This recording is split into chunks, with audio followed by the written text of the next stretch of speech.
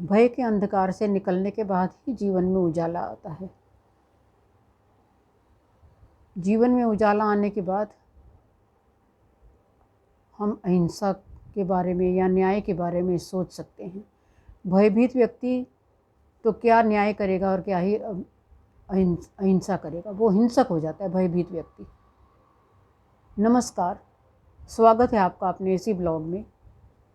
आशा करती हूँ आप लोग अपने अपने परिवारों के साथ प्रसन्न होंगे।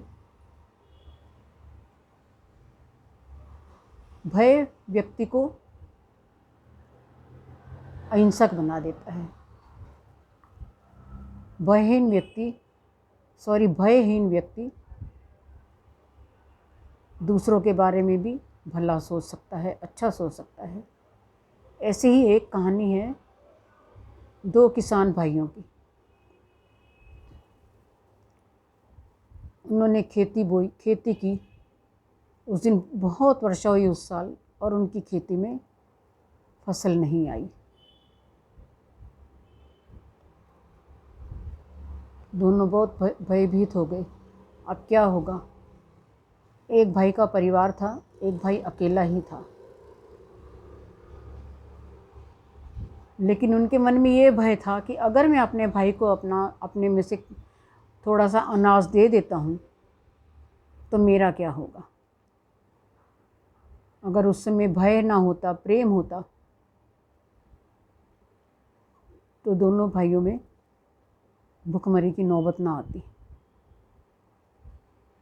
फिर एक दिन छोटे भाई की पत्नी ने कहा, जब हम अपने 3 बच्चों को खिला सकते हैं तो हम उन्हें भी क्यों भूखा छोड़ें, उन्हें भी बुला लीजिए। इस तरह उनका वो समय कट गया।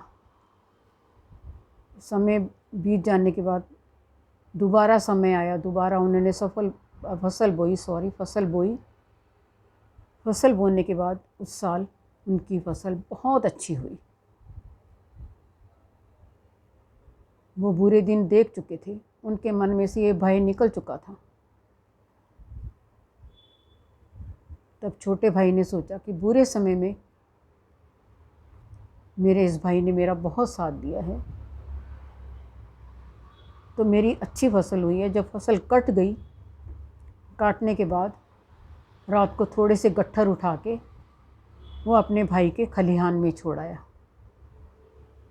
कि मैं तो अकेला ही हूँ। उसने सोचा मैं तो अकेला ही हूँ, पर मेरे भाई का तो परिवार है, उसको मेरे से ज़्यादा अन्न की ज़रूरत पड़ेगी। उसी समय उसी रात उस दूसरे भाई को भी ख्याल आया, मैं परिवार वाला हूँ, मेरा भाई अकेला है,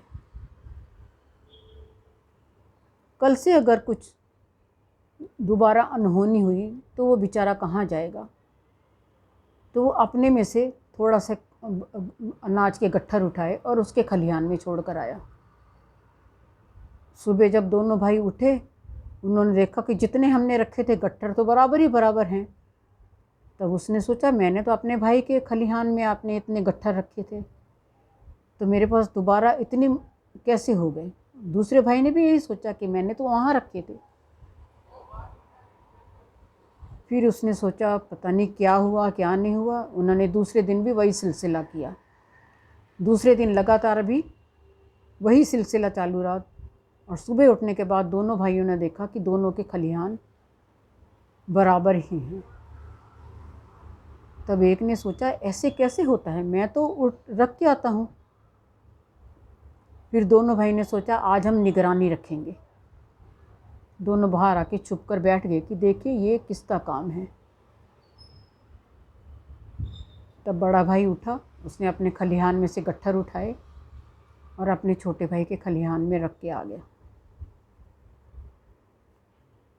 तब वो भाई सामने आ गया और रोते हुए अपने भाई से बोला कि मैं भी यही करने जा रहा था। बोलता है मुझे पता है, क्योंकि सुबह उठते ही हमारे खलिहान बराबर हो जाते थे। तब दोनों भाई गले मिलकर रो पड़े। दोनों के मन में बलिदान की भावना थी। प्यार की भावना थी, त्याग की भावना थी।